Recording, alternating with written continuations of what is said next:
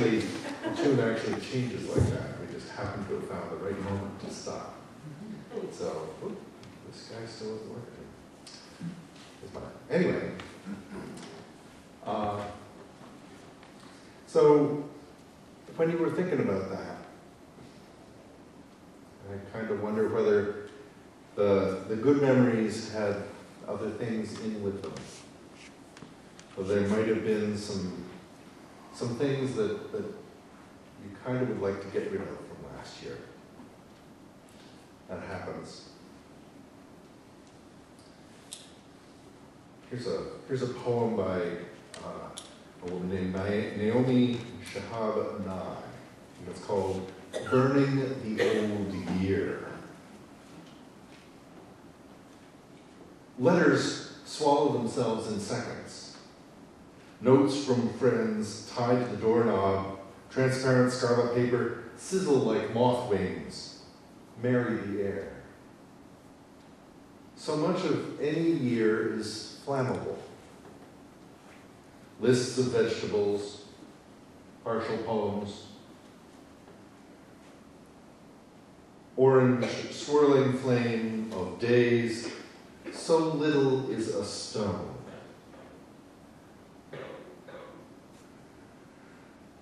Where there was something and suddenly isn't, an absence shouts, celebrates, leaves a space, I believe again, with the smallest numbers. Quick dance, shuffle of losses and leaves, only the things I didn't do crackle after the blazing dies, letting it go. And so, I'd like to offer a space in here for us to write down something we want to let go. And I've got strips of paper there. Maybe I can get Nick. Can I get you to take the strips of paper and hand them out to folks who would like them? Write something on there that you want to let go from this past year. And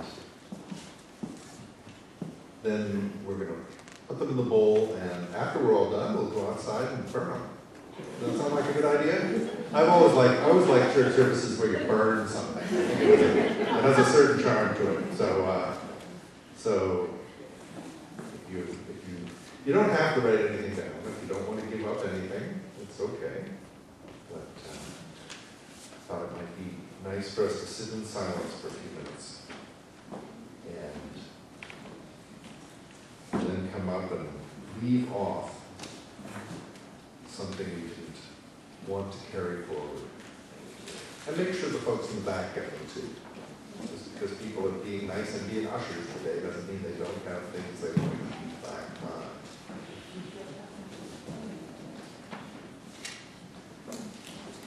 When you're done writing it down, you can fold it up and put it in the bowl.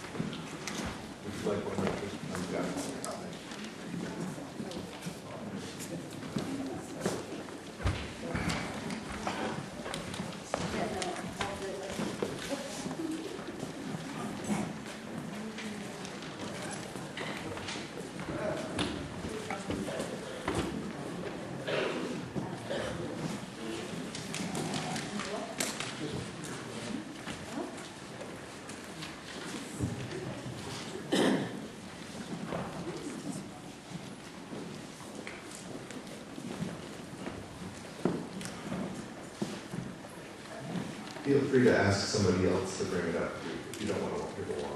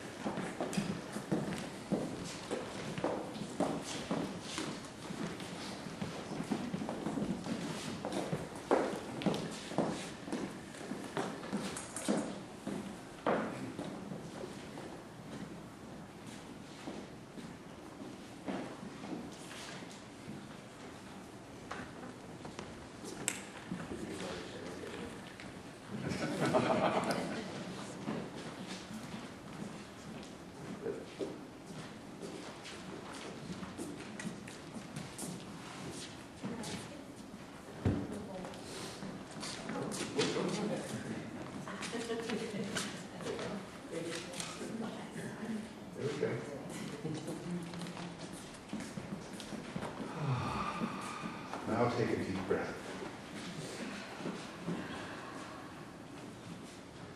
There's actually a song, I think it's in here, I'm not sure whether it is or not, but it's called Meditation on Breathing. And somebody can find it, and that's great, they can mail out the number, but instead I'll teach it to you.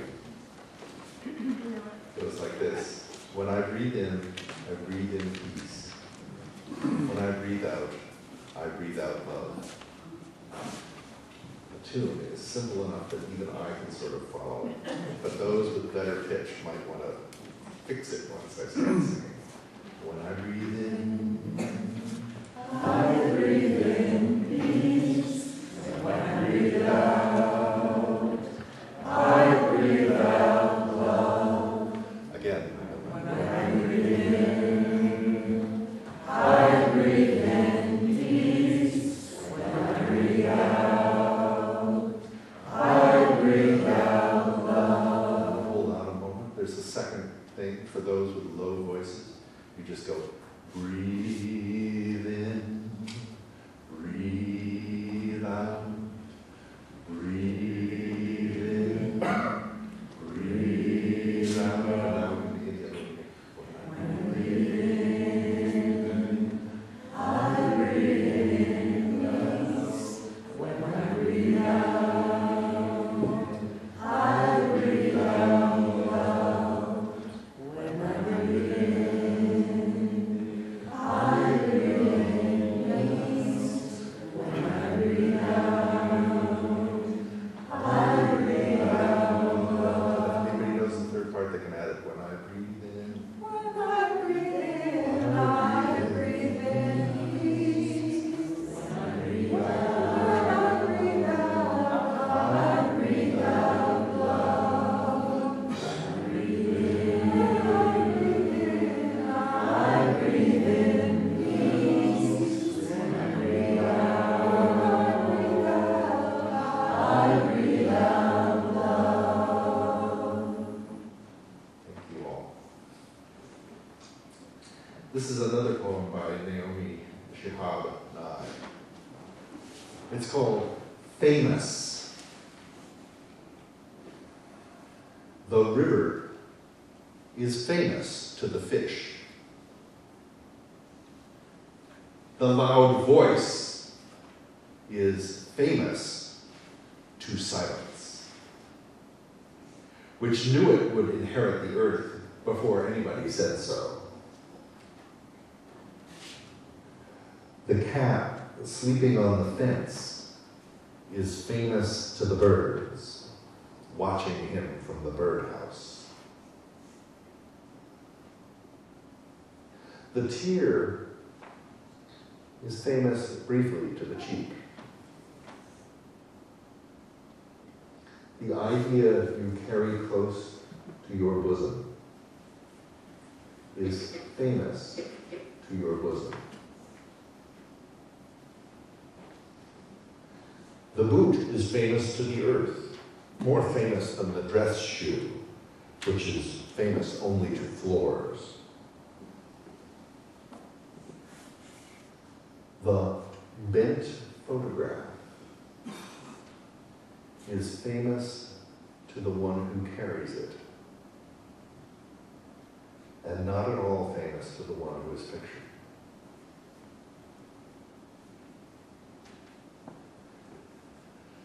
I want to be famous to shuffling men who smile while crossing streets, sticky children in grocery lines, famous as the one who smiled back. I want to be famous in the way a pulley is famous, or a buttonhole. Not because it did anything spectacular,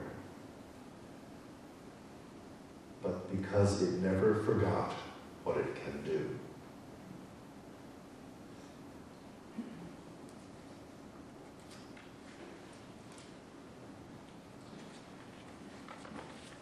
And it's not usual for worship services to have cartoons in them, but this one does. This is a cartoon that was from the American Scientist years ago, and I'll walk around showing people. It shows two theoretical something or others, mathematicians perhaps, professors of some sort, and they're looking at a chalkboard, and there's lots of equations over here and lots of equations over here, and in between it says, "Then a miracle occurs." And what's the fellow saying at the bottom? I think you should be more explicit here in step 2. I think you should be more explicit here in step 2. So, a miracle occurs. We're full of equations and everything else, and then all of a sudden, the world changes and you're able to prove something magical.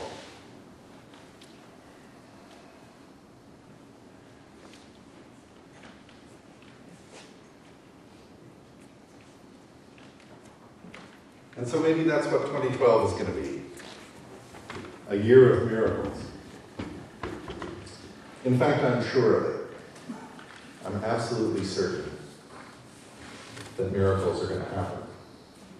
The only question is, which ones? And so comes our second exercise today. It's July 1st, 2012. A miracle has occurred sometime in between then and now. And now, it's now July. And your life has become a bit better than it is now. A miracle has occurred and this congregation is a bit better than it is now. A miracle has occurred and this community is a bit better than it is now. A miracle has occurred and this world is just a little bit better than it is now. I don't want you to think about how the miracle happened. And it's bad luck to describe miracles before they happen. But I invite you to think about what will be different. How will you know that the miracle happened? What do you see that's different? Maybe you have to paint a picture. Maybe you have to draw a picture of what's different. What's different in your life? What's different in this community? What's different in this world? What is changed because of this miracle? We're not going to talk step 2. I want you to look at step 3. What are you looking forward to that has suddenly occurred? What new interactions will you have? What will you have left behind? And what does this miracle allow you to do? What will it be? How will this next summer be more wonderful than you can imagine? And so we're going to play the next track off of our CD and let you sit and just think. Maybe staring out the windows at the trees is a good thing to do here. Or closing your eyes and going over all those lists that you know you've got in your head that says, now that it's not Christmas anymore, I've got to get all these things done. Maybe you'll find miracles, I don't know. But take a little while. We'll take another 5 or 6 minutes.